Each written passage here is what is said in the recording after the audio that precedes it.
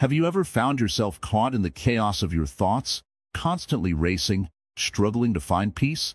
What if there was a way to truly quiet your mind, to let go of the noise and simply be? In a world that's always buzzing with distractions, it can feel impossible to slow down. But imagine for a moment living with a calm, focused mind, where your thoughts don't control you, where you control them. Can this really be achieved? Well, the teachings of Buddhism offer a pathway to this peace of mind, and today, we're going to explore 10 key Buddhist principles that can help you achieve just that. Whether you're new to Buddhism or have been on this journey for some time, these teachings are powerful tools that can transform the way you experience life. If you've ever wondered how to quiet the inner chatter or find a sense of calm amidst the storm of daily life, you're in the right place. But before we dive deeper into these profound teachings, let me share a simple example. Imagine a glass of water filled with dirt. This is like your mind when it's full of worry, stress, and distractions. Now, picture that water slowly settling, becoming clear, with the dirt sinking to the bottom. This is the result of applying Buddhist teachings to calm your mind. The clarity is always there. It's just waiting for the right conditions to emerge. Welcome to Wisdom Woven, your space for discovering insights that can change the way you live. If you're ready to learn and grow, please take a moment to like, comment, share, and subscribe to our channel. There are so many views on this channel, but only 0.2% subscribe. So please, hit that subscribe button and join us on this journey toward a quieter, more peaceful mind. Drop your thoughts in the comments below. We'd love to hear what you think. Now, let's begin our exploration of the 10 Buddhist teachings to quiet your mind. These timeless teachings are not just for monks or scholars. They are for anyone looking to find peace in their busy, everyday life. Let's dive in. The nature of the mind in Buddhism. The mind is like a wild horse. It runs all over the place, often without any clear direction. One minute it's caught up in the past, regretting what was said or done. The next, it's racing into the future, worrying about what might happen or what is yet to come. The mind has no brakes, no pause, and it can be hard to control. But what if I told you that this wild horse can be tamed, not by force or frustration, but through understanding its true nature? This is one of the most important lessons Buddhism teaches us, the nature of the mind. In Buddhism, the mind is often compared to a lake. When the water is stirred, it's difficult to see anything clearly. But when the water settles, the reflection on the surface becomes sharp, clear, and undistorted. Similarly, when the mind is filled with restlessness and distractions, it's hard to see the truth.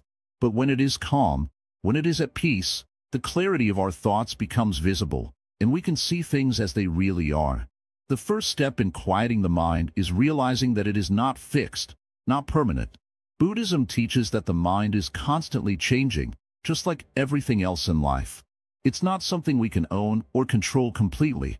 Instead, the mind is a flow, a stream of thoughts, feelings, and perceptions. Some of these thoughts are helpful, some are harmful, but they are all transient, coming and going without us having any true grasp on them. You see, in Buddhism, we don't try to stop the thoughts. Instead, we learn to observe them without attachment. Thoughts are like clouds passing through the sky. Some are dark, some are light, but none of them are permanent. They come and go on their own, and the more we try to hold on to them, the more restless we become. This is the key. Learning not to identify with every thought that arises. Not every passing thought is you. We all have a natural tendency to grasp onto things, to want to control them, and the mind is no different. We grasp at our thoughts, holding on to them, worrying about them, and trying to make sense of them. But this only creates more confusion and noise. In Buddhism, this is known as attachment, the act of clinging to something that is always changing. When we attach ourselves to our thoughts, we give them power over us. But by recognizing their impermanent nature, we can begin to let them go. The nature of the mind is also deeply tied to our senses. Our eyes see, our ears hear, our skin feels, and so on. But just because we experience something doesn't mean it defines us. Thoughts and emotions are just like sights and sounds. They arise, they linger for a while, and then they disappear. If we start to see thoughts as experiences that come and go, instead of truths about who we are, we begin to detach from them. We no longer get caught up in the whirlwind of our mental chatter. You might wonder, if the mind is always changing, how can I ever find peace? The answer lies in learning to embrace this very impermanence. Rather than trying to stop the mind from changing, we embrace its fluid nature. Like a river, the mind flows, and if we can stop trying to hold it in place, we allow it to move freely. And as it moves, we experience moments of stillness, moments of clarity, just like the brief moments of calm when the waves in the ocean settle. Understanding the mind's nature also helps us realize that everything in life is interconnected. Thoughts are not isolated events. They influence our emotions, our actions, and the way we view the world. The Buddha described this as dependent origination, the idea that all things arise in dependence upon causes and conditions. Our thoughts are no different. They arise because of past experiences, past habits, and our present circumstances. When we recognize this, we stop blaming ourselves for every negative thought. Instead, we see them as part of a larger, interconnected web, where they arise and fall away due to conditions beyond our control. Now, you might think, but my thoughts feel so real. How can I just let them go so easily? This is the challenge. In our daily lives, we become so wrapped up in our thoughts that we forget to question them. We take them for truth without realizing that they are just passing phenomena. The Buddha taught that our attachment to these thoughts is what causes suffering. When we believe that every thought is a part of who we are, we start to suffer when those thoughts are negative or troubling. But if we can separate ourselves from them, they no longer have power over us. One of the most profound teachings of Buddhism is that we can train the mind to be peaceful, even in the midst of chaos. This doesn't mean that we can control every thought or emotion. What it means is that we can develop the ability to observe them without getting lost in them. This is the path of mindfulness. Mindfulness is the practice of paying attention to the present moment, fully aware of what's happening right now, without getting caught up in the past or future. Mindfulness doesn't require us to stop thinking. Instead, it teaches us to become aware of our thoughts, just as we would become aware of the passing clouds in the sky. By observing them without attachment, we can slowly train the mind to become still, calm, and clear. This clarity allows us to make better decisions, to respond with compassion, and to act with wisdom, rather than being swept away by our mental turbulence. When the mind is calm, we begin to notice the world around us in a different way. We see things as they are, without the layers of judgment or fear that typically cloud our perception. The noise of the world may still be present, but it no longer disturbs us. Just like a still lake, our minds reflect the world with clarity, and in this clarity, we find peace. The nature of the mind is vast, complex, and beautiful, but like all things, it is impermanent. Our thoughts will come and go, our emotions will rise and fall, but we don't need to cling to them. We can let them pass by like clouds, knowing that beneath the surface of our thoughts lies a deeper, more peaceful stillness. This stillness is always there, waiting for us to notice it. And as we begin to recognize the nature of our minds, we take the first step on the path to true inner peace. The power of mindfulness, sati. Imagine for a moment that you are walking through a beautiful forest, the sun shining through the trees, birds singing, and the soft rustling of leaves underfoot. Now, as you walk, your mind begins to wander, thinking about what happened earlier in the day, worrying about what's to come later. Your mind is lost in the past and the future, and you miss the beauty of the present moment. Have you ever experienced this? It's a common thing for most of us. Our minds are constantly jumping from one thought to another, never fully experiencing the here and now. This is where mindfulness comes in, a central practice in Buddhism. Mindfulness, or sati, is the art of bringing your awareness to the present moment, without judgment. It's the simple yet powerful act of paying attention to what is happening right now, rather than getting caught up in thoughts of the past or future. It sounds simple, doesn't it? But in reality, it's not always easy. In a world full of distractions, our minds are often scattered, and we forget to notice what's truly happening around us. But what if we could shift our attention to the present, even for just a few moments every day? What would change in our lives if we started to notice the small details, the breath we're taking, the way the wind feels on our skin, or the sound of a gentle breeze? The key is to practice being fully present. This means letting go of distractions, worries, and thoughts about the past or future. By doing this, we can cultivate peace and clarity in our minds. One of the first steps in practicing mindfulness is learning to observe your thoughts without becoming attached to them. Have you ever noticed how your thoughts can come and go like clouds in the sky? Sometimes we get caught up in these thoughts, as if they define who we are. But the practice of mindfulness teaches us to see these thoughts as just thoughts, not the truth, not our identity. This can be a very freeing experience. Another aspect of mindfulness is mindful breathing. Breathing is something we do automatically, without thinking about it. But when we bring our awareness to our breath, we anchor ourselves in the present moment. You can try this right now. Take a deep breath, feel the air entering your body, and then slowly exhale. Notice how your body feels, how your breath moves. It's simple, but it's powerful. Mindful breathing helps to calm the mind, reduce stress, and center our thoughts. It's a practice that's always with us, and we can use it anytime, anywhere. Mindfulness also teaches us to engage fully with whatever we're doing. Whether we're eating, working, or spending time with loved ones, mindfulness helps us to be fully present in the moment. How often do we eat while distracted, perhaps scrolling through our phones or thinking about something else? We might miss the taste of our food or the feeling of nourishment. But when we eat mindfully, savoring each bite, we can find joy in the simplest things. The same goes for other daily activities. Whether it's washing dishes, walking, or talking to someone, we can bring mindfulness into everything we do. This practice doesn't just help us find peace in the moment. It can also help us manage difficult emotions. Have you ever been in a situation where you felt angry, frustrated, or anxious? In those moments, it's easy for our minds to spiral, and we may act on those emotions impulsively. But mindfulness teaches us to pause before reacting. By taking a step back and observing our feelings without judgment, we create space between stimulus and response. This space allows us to choose how we want to respond rather than reacting automatically. One of the beautiful things about mindfulness is that it doesn't require any special equipment or a particular place. You don't need to be sitting in a quiet meditation hall or have a particular setting. You can practice mindfulness anywhere, in the middle of a busy street, while doing the dishes, or even while talking to someone. It's the practice of being aware of your thoughts, feelings, and surroundings, no matter where you are. It's available to us at all times, and it's a tool that we can use to bring more peace and presence into our lives.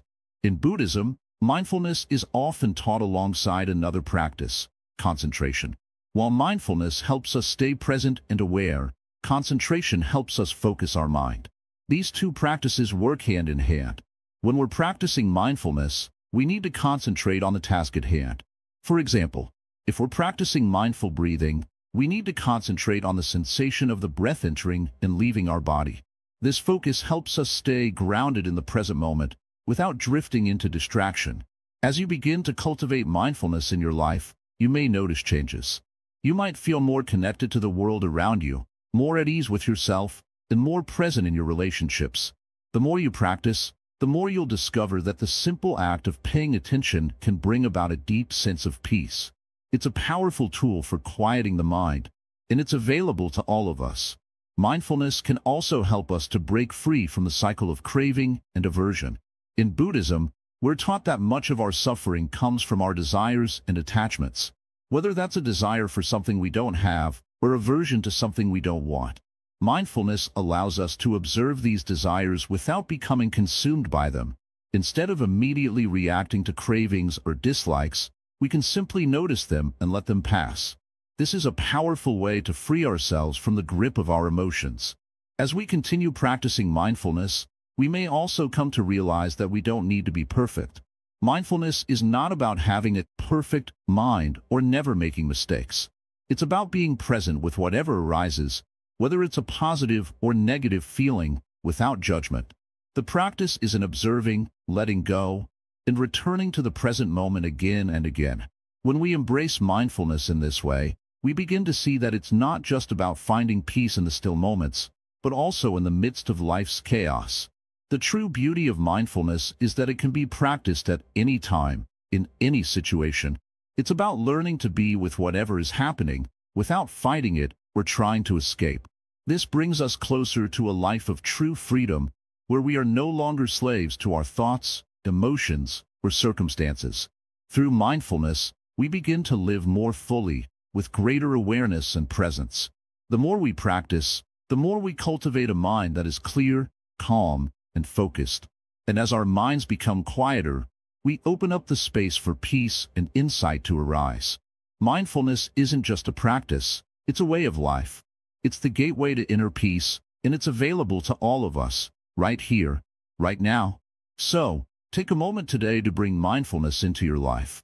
Whether it's through mindful breathing, paying attention to your surroundings, or simply being present in your activities, start small and see how it shifts your experience.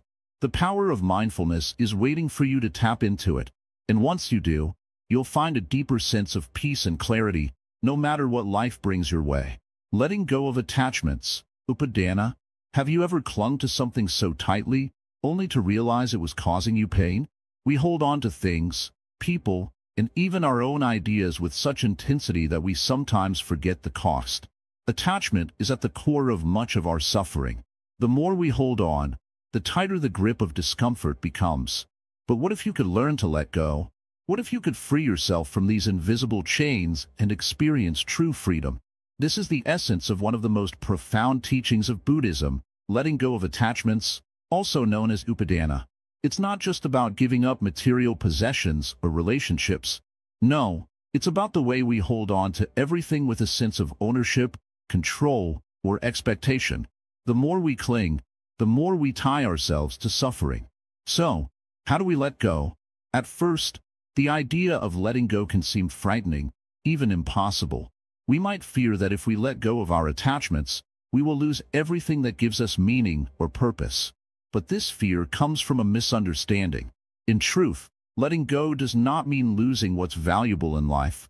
It means freeing yourself from the grip of unnecessary suffering. It's about recognizing that everything in life is impermanent. People, objects, feelings, they all come and go. And when we realize this, we can begin to understand that clinging to them only makes us suffer more. Let me explain with an example. Imagine you're holding a hot coal in your hand. The longer you hold on to it, the more it burns. The pain becomes unbearable, yet you refuse to let go. This is what attachment feels like. Whether it's to a person, a job, or even a thought, the longer you hold on, the more it burns you. But the moment you release the coal, the pain disappears. Upadana teaches us to release the things that cause us pain, not by abandoning them, but by recognizing that we don't need to hold on to them so tightly. When we talk about attachment, we often think of material things, our possessions, our money, or our status. But attachment isn't just about these physical things. It's about the way we attach to our ideas, our opinions, and our identity. How often do we define ourselves by what we have or what we think we are? How many of us cling to our beliefs, refusing to see beyond our narrow view of the world? This kind of attachment limits our growth. It keeps us trapped in a fixed mindset, unable to see things as they truly are. The moment we let go of our rigid beliefs, we open ourselves to a world of possibilities. In Buddhism, attachment is seen as one of the key causes of suffering. This doesn't mean that we shouldn't love, care, or cherish the things and people in our lives. No, love and compassion are central to the Buddhist path. But what it does mean is that we must approach these things with a sense of impermanence in mind. Nothing lasts forever, and by accepting this truth, we can find peace in every moment, without clinging to the past or fearing the future. One of the most powerful practices for letting go of attachments is mindfulness. By becoming fully aware of our thoughts, feelings, and actions, we can begin to observe our attachments without judgment. This awareness allows us to see when we are holding on too tightly, when we are clinging to something that no longer serves us. It's not about forcing ourselves to let go, but rather about gently releasing what no longer fits in our lives. As we observe our attachments, we begin to loosen our grip, little by little, and free ourselves from the chains of attachment. Another important aspect of letting go is cultivating a sense of detachment. This doesn't mean becoming indifferent or cold. It means having a healthy sense of non-attachment, where we can appreciate things and people without becoming overly dependent on them for our happiness. When we practice detachment, we free ourselves from the need to control everything, to make things go our way. Instead, we learn to flow with life, accepting whatever comes with grace and openness. But how do we practice this in our daily lives? It starts with small steps. For example, when we feel frustrated with a person or situation, instead of clinging to our anger or resentment, we practice releasing it. We recognize that holding on to negative emotions only harms us. We choose to let go and move forward. Similarly, when we're faced with a difficult situation, we can remind ourselves that it's impermanent and that we don't need to attach ourselves to the outcome. We can do our best, but ultimately, the results are out of our control. In relationships, Upadana teaches us to love without possessiveness. We learn to care deeply for others, but without the need to control or hold on to them. We can love freely, without the fear of losing someone. By letting go of possessiveness, we create space for deeper connections, where both individuals can grow and thrive without the weight of attachment pulling them down. At work or in our careers, attachment can show up as a need for recognition, success, or approval. We may tie our self-worth to our job or our accomplishments, believing that if we don't achieve certain goals, we're not good enough. But true freedom comes when we let go of these attachments. We can work hard and strive for excellence, but without tying our happiness to the outcome. When we let go of the need for external validation, we find joy in the work itself, not in the rewards it brings. The practice of letting go is not something that happens overnight. It's a lifelong journey, one that requires patience and mindfulness. But the more we practice, the easier it becomes to let go of what no longer serves us. And as we let go, we make space for something better: peace, freedom, and the ability to fully live in the present moment. So, how do you start? Begin by examining your attachments. What are you holding on to, and why? Notice the things, people, or even thoughts that cause you stress, anxiety, or discomfort. Can you let go of them? Can you embrace the idea that life is constantly changing, and that clinging to what's fleeting only leads to suffering? Remember, letting go is not about giving up. It's about freeing yourself from the things that weigh you down. In the end, Upadana is about living with an open heart, free from the chains of attachment. It's about realizing that true peace comes not from holding on, but from releasing. So, take a deep breath, relax, and let go. You'll be surprised at how much lighter you feel when you do. The path to peace begins with releasing what no longer serves you and embracing the freedom that comes from letting go. Cultivating inner peace through meditation, samatha, and vipassana. When you think of meditation, what comes to mind? A monk sitting cross-legged in a temple, eyes closed, deep in concentration? Or perhaps you imagine yourself trying to sit still, your mind wandering with every passing second, only to give up because it's just too hard? Meditation can seem like a mystery, but in reality, it's one of the simplest and most powerful ways to quiet the mind. And what's amazing is that anyone, no matter where they are or how busy their life is, can practice it. Yes, even you. In Buddhism, meditation is the key tool used to cultivate inner peace. It's not just about sitting still for hours. It's about learning to be present, to observe your thoughts, and to create space between them.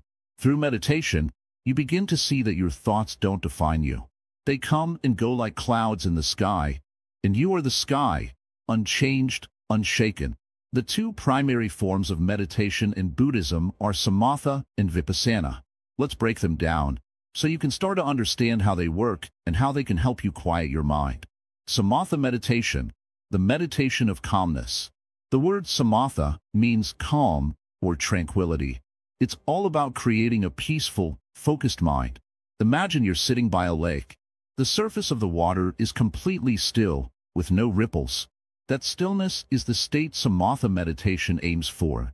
You focus on something simple, perhaps your breath or a mantra, and gently bring your attention back whenever your mind starts to wander.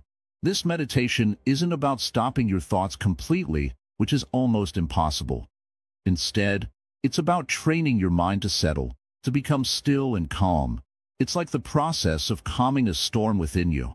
When you practice samatha, you begin to see that the chaos inside your mind doesn't need to control you.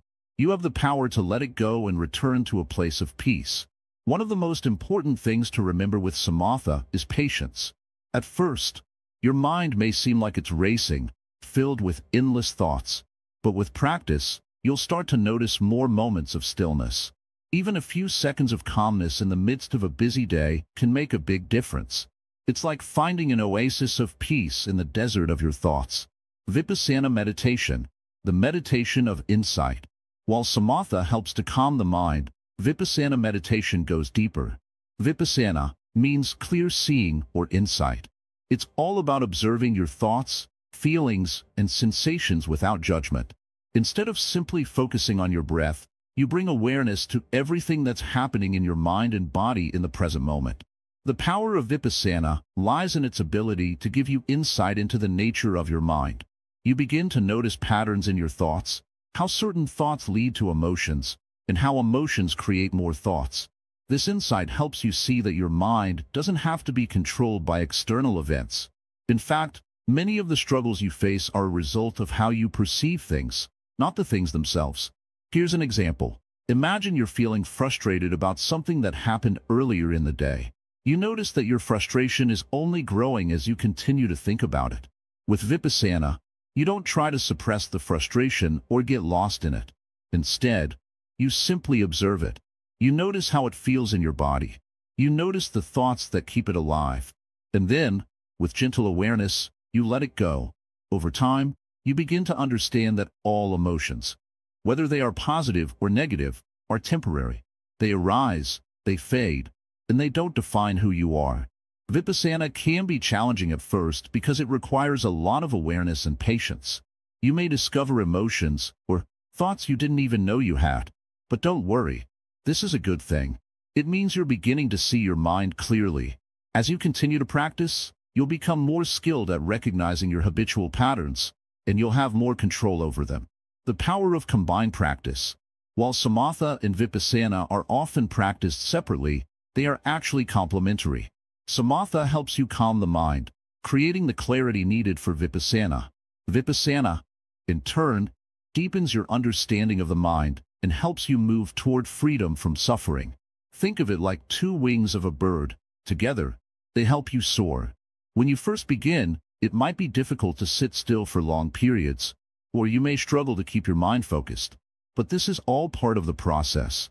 Every moment spent practicing meditation is a moment spent training your mind.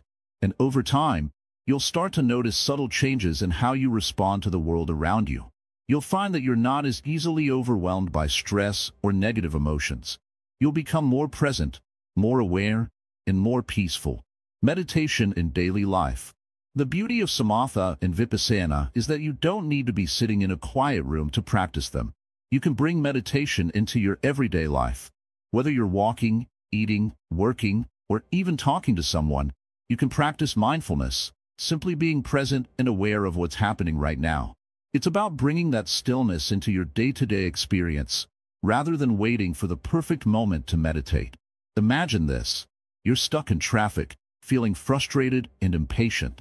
Instead of letting that frustration build, you take a deep breath and you notice the feelings arising in your body. You observe the tension in your shoulders, the tightness in your chest, the thoughts racing in your mind. Instead of reacting, you just notice. You breathe. You stay present. This simple act of mindfulness can transform your experience. And the more you practice, the easier it becomes to find peace in moments like these. The journey of meditation. It's important to understand that meditation is not a quick fix. It's a lifelong practice.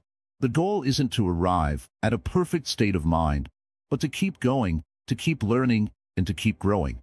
Each time you sit down to meditate, you're cultivating greater awareness, greater peace, and greater wisdom. Over time, you'll find that your ability to quiet your mind grows. Your reactions to life's challenges become more balanced. Your ability to stay calm, no matter what's happening around you, increases. And slowly, the noise in your mind becomes more and more distant. The clearer you see, the more peaceful your life becomes. So, take your time, be patient with yourself, Every moment you dedicate to meditation is a step closer to the quiet mind you seek. And remember, this journey isn't about perfection, it's about progress. Every breath, every moment of awareness brings you closer to inner peace. As you continue with your practice, you'll begin to experience life in a new way. You'll start to notice the beauty of the present moment, and you'll realize that peace has always been within you. It was just waiting to be uncovered. Meditation isn't just a practice, it's a way of life. So, what are you waiting for? Sit down, close your eyes, take a deep breath, and begin. The middle way, the balance in thought and action. Have you ever felt torn between two extremes in life? Maybe you've gone to one end of the spectrum, hoping for peace, only to find yourself overwhelmed or exhausted. Or perhaps you've swung the other way, avoiding any discomfort, only to feel stuck or unfulfilled. It's a common struggle, isn't it? But what if there's a way to navigate through life that avoids these extremes? A middle path that brings true balance. This is the essence of the middle way in Buddhism. The middle way isn't about avoiding challenges or pushing everything away. Instead, it's about finding harmony between opposites, whether it's work and rest, action and stillness, or joy and sorrow. It teaches us that peace doesn't lie in extremes, but in finding balance in every aspect of our lives. At the heart of this teaching is the idea that life isn't about indulging in everything, nor is it about harsh denial. It's about knowing when to stop, when to let go, and when to embrace life fully, without clinging to anything. In simple terms, it's like walking a tightrope. Too much weight on one side, and you'll fall. Too little, and you won't move forward. But when you find that sweet spot, everything aligns, and you move forward with grace and ease. Think about it. When we live in extremes, we wear ourselves out. If we overindulge in pleasures or push ourselves too hard in pursuit of success, we end up drained, unhappy, and disconnected. On the other hand, if we completely reject any form of joy or relaxation, we create a life that feels heavy and void of true fulfillment. This is why the Buddha taught the middle way. It's a balanced path that allows us to experience life fully without getting trapped in either extreme. This teaching has a practical application in everyday life. Let's take food as an example. If we overeat, we may feel sluggish, unhealthy, and dissatisfied. But if we undereat or deny ourselves the simple pleasures of nourishment, we end up hungry, weak, and perhaps irritable. The middle way suggests eating just enough to nourish the body, to stay healthy and energized, but not so much that we feel weighed down by it. It's about balance, not excess or deprivation. Another example comes from our emotional life. Many of us struggle with either pushing away difficult emotions or clinging too tightly to them. We may try to avoid sadness or anger, thinking that they are bad or wrong. On the other hand, we might hold on to these emotions for far too long, letting them consume us. The middle way teaches us to experience emotions fully, but without being overwhelmed by them. It's not about avoiding pain, but allowing it to pass naturally, like waves in the ocean. We don't need to hold on to them, but we can learn from them, process them, and then let them go. The Buddha's own journey is a perfect example of the middle way in action. Before he became the Buddha, he had lived as a prince, indulging in every luxury and comfort. Yet, he found that this extreme led to suffering. He then tried a life of complete self-denial, thinking that by rejecting everything, he could find peace. But this, too, led to exhaustion and despair. It was only when he found the middle way, avoiding both indulgence and self-mortification, that he discovered true freedom and enlightenment. So how can we apply the middle way to our daily lives? One of the first steps is awareness. We need to observe our tendencies and behaviors. Are we leaning too much into one extreme, whether it's overworking, overindulging, or completely shutting ourselves off from life? Once we notice this, we can make small adjustments to bring ourselves back into balance. For example, think about how we approach work. Many of us live in a world that encourages constant hustle. We feel the pressure to work harder, achieve more, and be successful at all costs. But this can quickly lead to burnout and stress. On the flip side, there are those who avoid work altogether, fearing failure or discomfort. The middle way suggests finding a balanced approach, working with dedication, but also taking time to rest, reflect, and recharge. It's about knowing when to push forward and when to step back. Similarly, in relationships, the middle way teaches us not to cling too tightly to people or push them away. Whether it's friends, family, or a romantic partner, relationships require balance. Cling too tightly, and you suffocate the relationship. Push too far away, and you create distance. The middle way invites us to engage fully with others, but also give them space to grow, just as we need space to grow. Another area where the middle way is vital is in our pursuit of happiness. Often, we get caught up in the idea that happiness comes from achieving something external, whether it's wealth, success, or possessions. But the middle way teaches that true happiness comes from within. It's about cultivating contentment in the present moment without constantly striving for something more. Of course, it's not wrong to work toward goals, but when we rely too much on external achievements for our sense of well-being, we set ourselves up for disappointment. The middle way reminds us that happiness is a state of mind, not a destination. The key to living the middle way is mindfulness. When we are mindful of our thoughts, feelings, and actions, we become more aware of where we are tipping the scales toward extremes. Through mindfulness, we can find balance in our choices. Whether we're deciding what to eat, how much to work, or how to handle our emotions, mindfulness helps us stay grounded in the present moment and choose the most balanced path. The middle way also teaches us to cultivate patience. Life isn't about rushing through or forcing things to happen. Sometimes we need to wait, to let things unfold naturally. This doesn't mean being passive or lazy, but rather having the wisdom to know when to act and when to let go. Patience is the practice of trusting the process of life without pushing it too hard or resisting it. By embracing the middle way, we free ourselves from the endless cycle of extremes and find a peaceful, centered existence. This path isn't always easy. It requires constant self-awareness and the courage to make adjustments along the way. But when we commit to the middle way, we create a life that's balanced, fulfilling, and truly peaceful. So, next time you find yourself caught in the extremes, ask yourself, am I walking the middle way? Am I finding balance in my thoughts, my actions, and my emotions? The middle way is the way of peace, the way of wisdom, and the way of living in harmony with the world around us. It's a way of life that brings us closer to true happiness and inner freedom. And remember, this journey is not about perfection. It's about progress, taking small, mindful steps every day toward greater balance and understanding. So, let the middle way guide you as you move forward, and let go of the extremes that keep you trapped in a cycle of stress and dissatisfaction. Balance is always within your reach. All you need to do is take the first step. The role of compassion, karuna, and loving kindness, metta. In the search for a quiet mind, there's one thing that cannot be overlooked: the power of compassion and loving kindness. You might think that quieting the mind is simply about turning inward, shutting off the outside world, and seeking peace and solitude. But the truth is, the way we interact with others plays a huge role in our mental clarity and peace. In fact, the path to a peaceful, quiet mind involves cultivating a heart full of love and compassion, not just for ourselves, but for others, too. Let me ask you something. Have you ever noticed how much lighter and more peaceful you feel when you show kindness to someone? A smile to a stranger, holding the door open for someone, or offering a simple, genuine compliment. These small acts of kindness don't just help the other person, they help you. Why is that? Because when we show kindness, we connect to something much larger than ourselves, something that transcends the noise and the chaos in our minds. We connect to the goodness in the world, and that has the power to quiet the mind. This is where the Buddhist teachings of karuna, compassion, and metta, loving kindness, come into play.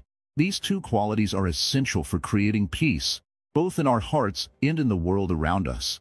Without them, our minds can easily become trapped in anger, frustration, and judgment, blocking the very peace we're searching for. But with compassion and loving kindness, we create a deep sense of understanding and connection, both to ourselves and to others. Let's take a moment to understand these two qualities. Karuna, compassion. Compassion is the ability to feel for the suffering of others and to want to alleviate that suffering. It's more than just sympathy. It's a deep empathy that moves us to act in ways that help heal the pain of others. Compassion is understanding that everyone, just like us, faces challenges, hardships, and struggles. When we allow ourselves to truly feel for others, we open the door to healing, not just for them, but for ourselves too. It's through compassion that we realize we are not separate from others. We are all interconnected in this vast, beautiful web of life. The suffering of one is the suffering of all, and the happiness of one is the happiness of all. But here's the thing. Compassion doesn't mean we should sacrifice our own peace to take on the suffering of others. It means that, through understanding and kindness, we help others find their own path to peace without becoming overwhelmed by their struggles. Compassion helps us see the humanity in others, and in doing so, we find a deeper sense of peace within ourselves. Metta, loving kindness. Now, let's talk about metta, which is often translated as loving kindness. This is the practice of extending love and goodwill to all beings, including ourselves. It's not just about the warm, fuzzy feeling you might get when you love someone close to you. It's about opening your heart and wishing happiness, peace, and well-being to everyone, regardless of who they are or what they've done. Loving kindness is a powerful antidote to the harshness and negativity we sometimes feel. When we cultivate metta, we begin to soften our hearts and our minds. We stop seeing the world as an us versus them situation and start to see the inherent goodness in everyone. Imagine starting your day by wishing well-being and happiness to all living beings, your friends, your family, the strangers you meet, even people you may not agree with. This simple practice opens your heart and your mind, creating an environment of peace inside of you. And guess what?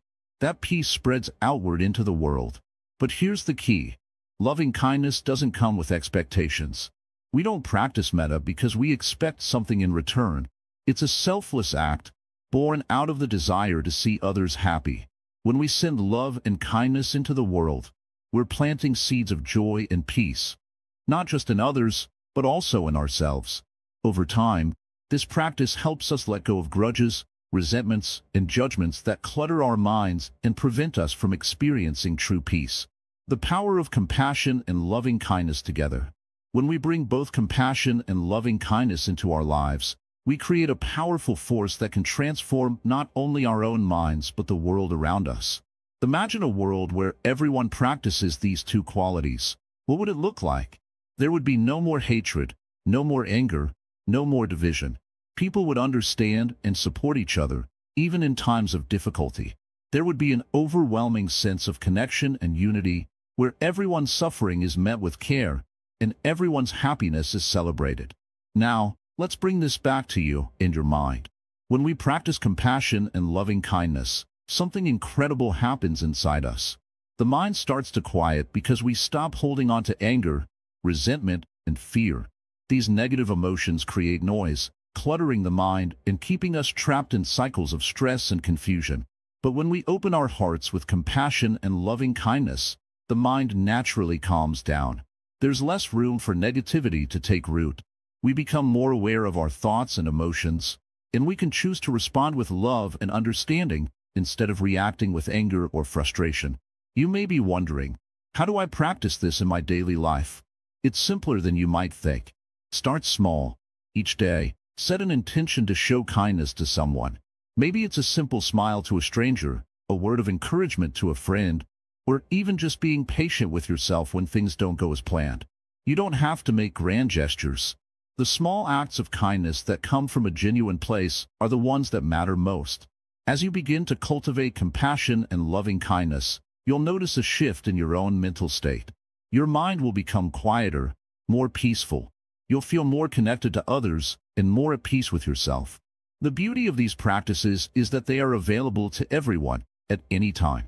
You don't need to be a monk or a spiritual master to practice compassion and loving kindness. You can begin right now with the people around you and watch how it transforms your mind and your life. So, let this be your challenge. Practice compassion and loving kindness each day. Even on the days when you feel overwhelmed or frustrated, take a moment to pause and send love to yourself and others. It's a small act that has the power to create big change, both within you and in the world around you. And remember, the more we practice these qualities, the quieter our minds become. With compassion and loving kindness, we open the door to a peaceful, clear mind. one that is free from the noise and stress that often clouds our thoughts. This is the path to inner peace, and it's one that we can all walk, step by step. Impermanence, anicca, the key to mental freedom. When was the last time you thought about change? Not just any change, but the simple fact that everything around you, everything inside you, is constantly changing. The person you were yesterday isn't the same as the person you are today, and the world outside your window is never the same for 2 moments in a row. This is the truth of life. Everything is in a state of constant flux. And while this might sound unsettling at first, understanding this truth can bring you the most incredible sense of freedom and peace. In Buddhism, we call this idea anicca, or impermanence. It's the recognition that all things, your thoughts, your emotions, your physical body, and everything in your life, are temporary. Nothing lasts forever.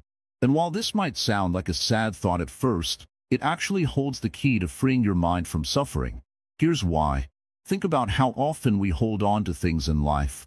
We hold on to memories, we hold on to people, we hold on to possessions, and even our own identities. We believe that these things are permanent, that they define us, that they will always be the same. But when we tie ourselves to something permanent, we set ourselves up for disappointment, anxiety, and suffering. When these things change, whether it's the loss of a loved one, a change in circumstances, or even a shift in our own thoughts, we struggle. We resist change because we've become attached to the way things are. And that struggle creates suffering. The truth of impermanence teaches us to let go of that attachment. It tells us that it's okay to change, to evolve, and to let go of the things that no longer serve us. When we accept that nothing stays the same, we stop fearing change. Instead, we begin to flow with it, like a leaf gently drifting on a river. We don't fight the current, we move with it. When we understand that our circumstances are temporary, we can stop worrying about them, stop clinging to them, and stop expecting them to remain the same forever. But let's take it one step further. Anicca isn't just about physical things. It's also about your thoughts and emotions. Have you ever had a bad day, where everything felt overwhelming and negative? And yet, the next day, things are better. Those feelings of stress, frustration, or sadness have passed. This is the nature of our minds. They're constantly changing. If you've ever found yourself stuck in a negative thought cycle, it might have felt like those thoughts would never end. But guess what? They won't last forever. Just like the good days, the bad days are temporary too. When you embrace the truth of impermanence in your mind, it becomes easier to let go of negative thoughts and emotions. You stop identifying with them, and you begin to see them as temporary visitors passing through your consciousness. You no longer hold on to them as part of your identity. You are not your sadness, your anger, or your anxiety. You are the awareness that observes them, and this awareness, free from attachment, is peaceful and still. One of the greatest sources of suffering in life is our attachment to the idea of permanence. We spend so much of our lives trying to make things last forever, whether it's our relationships, our success, or even our own health. But this is an impossible goal, because everything changes every single moment. The world itself is in a constant state of flux, and so are we. When we accept impermanence, we begin to live in harmony with the way things are. We no longer resist change, we embrace it. And in this space of acceptance, we find freedom. Freedom from the fear of loss, freedom from the anxiety about the future, and freedom from the disappointment when things don't go as we expect. We begin to live more lightly, more freely, and more peacefully. This doesn't mean we stop caring, or stop trying to improve our lives. It simply means that we stop clinging to the outcome. We give ourselves the freedom to experience life as it comes, knowing that nothing is permanent. The highs will pass, and so will the lows. In the space between these extremes, we find the peace of simply being present. A wonderful way to practice this understanding of impermanence is through mindfulness meditation. When you sit quietly and observe your thoughts, you can start to see how they come and go. Some thoughts linger longer than others, but eventually, they all fade away. The same is true for emotions. They rise, peak, and then subside. This is the nature of the mind. And as you practice more and more, you begin to develop a deep sense of peace, knowing that every thought and feeling is just a temporary visitor in your mind. When you understand that everything is impermanent, you also begin to see the beauty in the present moment. If everything is constantly changing, then every moment is unique. There is a preciousness in each breath, in each interaction, in each experience. You begin to cherish the fleeting moments of joy because you know they are rare and temporary. You also learn to let go of moments of suffering, knowing that they too will pass. This doesn't mean you become indifferent or detached from life. On the contrary, it means you engage with life more fully. You savor the good moments, knowing they are temporary, and you release the bad moments, knowing they too will pass. You live with a sense of lightness and grace, accepting that nothing stays the same. And that's what makes life so rich and meaningful. As you begin to incorporate the understanding of impermanence into your life, you'll notice a shift in how you approach challenges. Instead of feeling overwhelmed by difficulties, you'll see them as temporary, just like everything else. You'll approach them with a sense of patience and wisdom, knowing that this too shall pass. And in doing so, you'll find your mind growing quieter, more peaceful, and more at ease. The truth of impermanence is both a challenge and a blessing. It's challenging because it requires us to let go of our attachments to the past and the future. But it's also a blessing because it frees us from the fear of loss and opens us up to the beauty of each passing moment. When we let go of the need for permanence, we discover that life is full of endless possibilities, and each moment is a new opportunity to experience peace. In the end, Inika teaches us to live in harmony with the flow of life. Instead of trying to hold on to things that will inevitably change, we learn to let go and embrace the beauty of impermanence. And in doing so, we find the ultimate freedom, the freedom to live fully, without fear, without attachment, and with a mind that is truly at peace. The practical application of Buddhist teachings in daily life. Living a life based on Buddhist teachings doesn't mean retreating from the world or living in isolation. In fact, the true power of Buddhism lies in its practical application in our everyday lives. The challenge is not to find moments of peace when we're sitting on a cushion meditating, but to bring that peace into our work, our relationships, and our busy, chaotic routines. So, how can we take these ancient teachings and make them real, right here, right now? First, let's talk about mindfulness, being fully present in whatever you're doing. We often rush through our tasks, worrying about the future or dwelling on the past. But the practice of mindfulness invites us to slow down, to be fully aware of each moment. Whether you're washing dishes, working on a project, or having a conversation, mindfulness asks you to be there completely. It's not just about finding peace when you meditate, but also in the way you live your daily life. It can be as simple as focusing on the sensation of the water running over your hands, or the sound of your footsteps as you walk. The more you practice this, the more you begin to notice how much of your life is spent in autopilot, lost in thoughts about what's next instead of experiencing what's right in front of you. Next, there's the idea of right action. In the Eightfold Path, right action is about making choices that align with your values, choices that don't harm yourself or others. In everyday life, this can be as simple as being honest, kind, and mindful of your actions. It means not acting impulsively out of anger or frustration. Think about how many times we say things we don't mean in the heat of the moment. Right action teaches us to pause, reflect, and then choose a response that brings peace instead of creating more turmoil. But how do we do this when life gets hard? When you're stuck in traffic, facing a difficult boss, or dealing with a stressful situation? That's where right view comes in.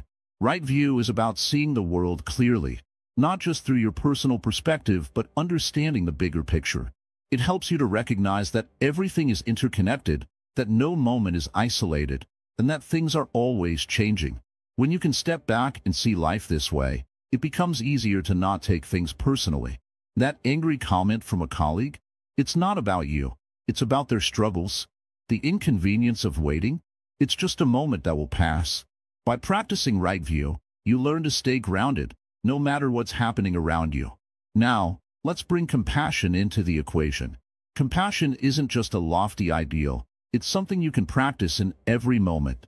Buddhism teaches that all beings, including yourself, deserve compassion.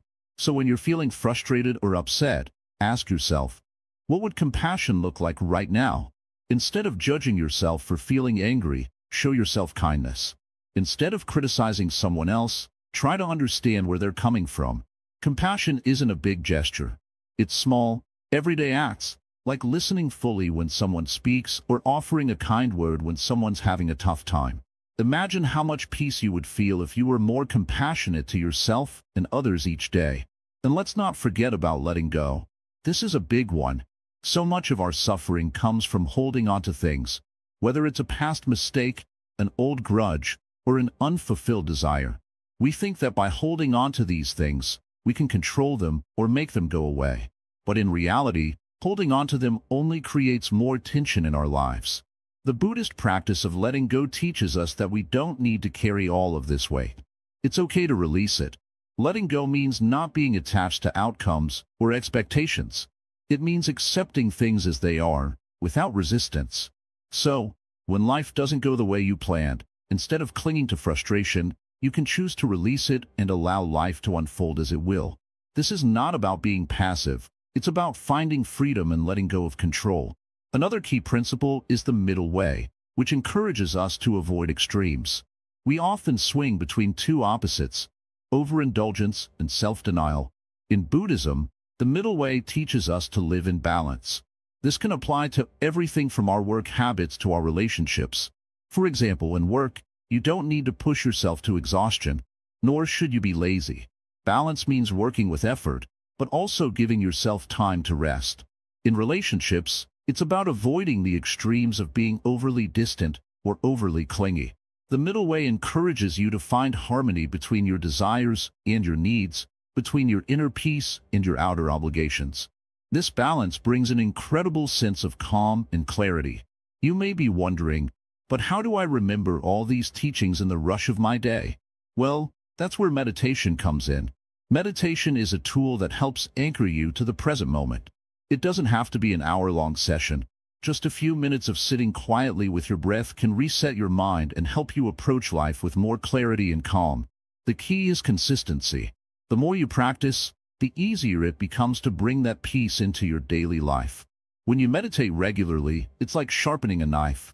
It becomes easier to cut through the distractions and stay focused on what really matters. Lastly, let's talk about gratitude. In Buddhism, gratitude is a transformative practice. We're often so focused on what we lack or what's going wrong, but when we shift our attention to what we have, everything changes. Gratitude helps you see the world in a new light. It helps you appreciate the little things, the sound of birds singing, the warmth of the sun, the simple act of breathing.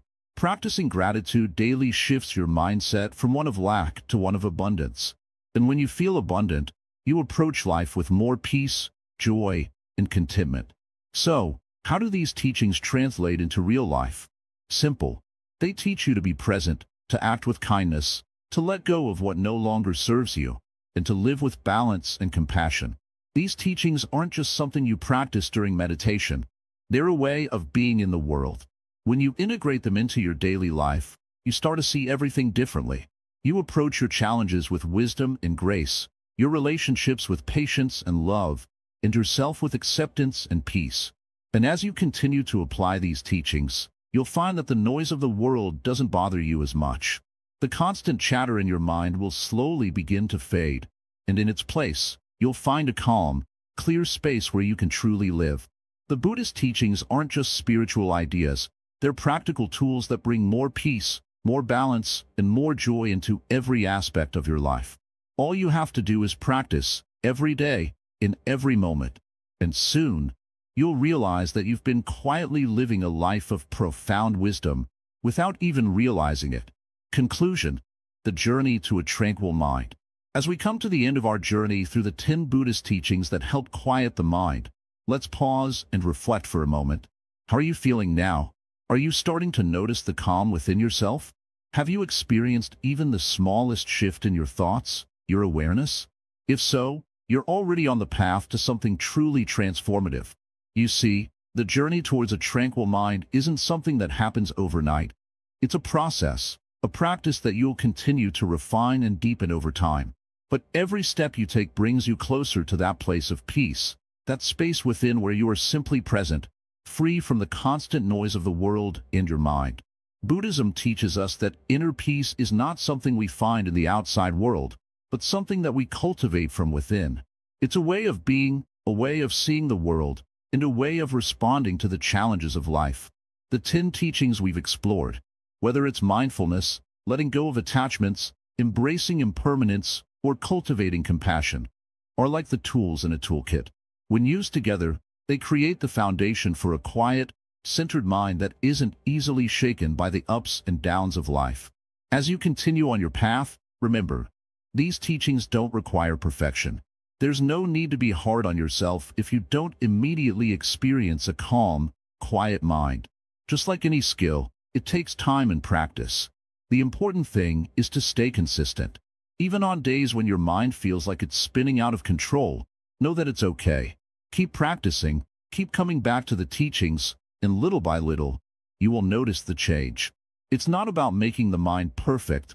It's about allowing it to settle and finding peace in its natural state. And here's something that might surprise you. It's not just about the big moments of meditation or deep reflection. Sometimes, the quietest moments come in the midst of your daily life.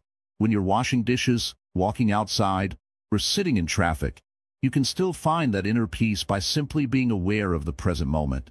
When you train yourself to notice the beauty of each moment, you realize that peace isn't just something to strive for.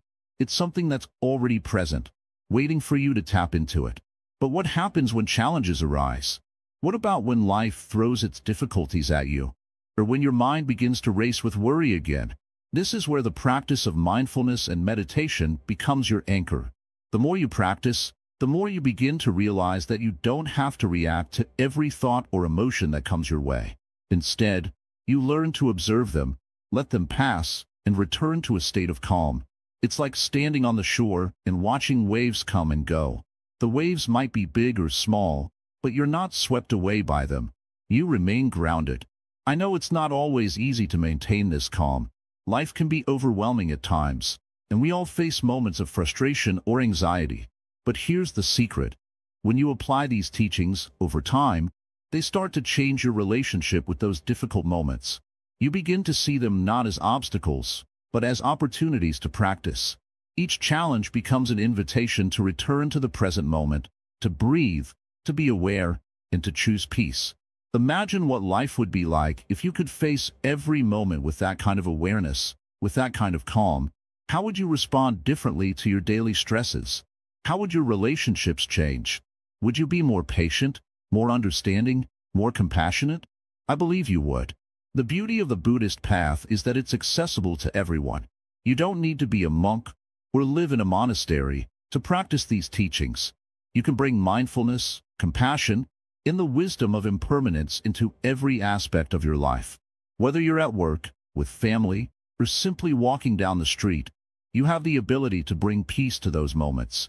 It's not about retreating from the world, but about engaging with the world in a new way, a way that's rooted in awareness, presence, and peace. I also want to remind you of something very important. This journey is personal. Everyone's path to a quiet mind is different. Some of you might find that meditation is your key to peace, while others might connect with the teachings of compassion or impermanence. That's okay. There's no one right way to walk this path. What matters most is that you begin, that you keep moving forward, and that you stay open to the wisdom that comes along the way. Your practice will evolve, just like you will. And remember, even when you don't feel like you're making progress, you are. Every small step is a victory. Every time you return to the present moment, you are strengthening your mind and deepening your practice. If you've enjoyed these teachings and feel like they've offered something meaningful, I invite you to continue learning and exploring the many depths of Buddhism. There's always more to discover, more to practice, and more to experience. And here, on Wisdom Woven, we're committed to helping you on that journey. But before we wrap up, I want to say thank you. Thank you for taking the time to explore these teachings with us. Thank you for committing to your own personal growth and for being open to finding peace in your own life. Now, if this video has helped you in any way, we'd love for you to show your support. There are so many viewers on this channel, but only 0.2% of you are subscribers. So, please take a moment to like, comment, share, and subscribe to Wisdom Woven. Drop your thoughts in the comments below. We would love to hear about your experiences with these teachings and how they've impacted your life. We truly value your input, and your subscription means a lot to us. As we close, I want to leave you with this thought. A quiet mind is not a destination. It's a journey. It's a journey of being present, of letting go, of accepting life as it is, and of finding peace amidst the chaos. And every step you take on this journey is worth it. So, with a calm mind, a peaceful heart, and an open spirit, continue your journey toward inner peace. The path is always there, waiting for you. And remember, no matter where you are on that path, you're exactly where you need to be. Thank you for joining us on this beautiful journey to a tranquil mind. We'll see you in the next video, and until then, may you find peace in every step you take.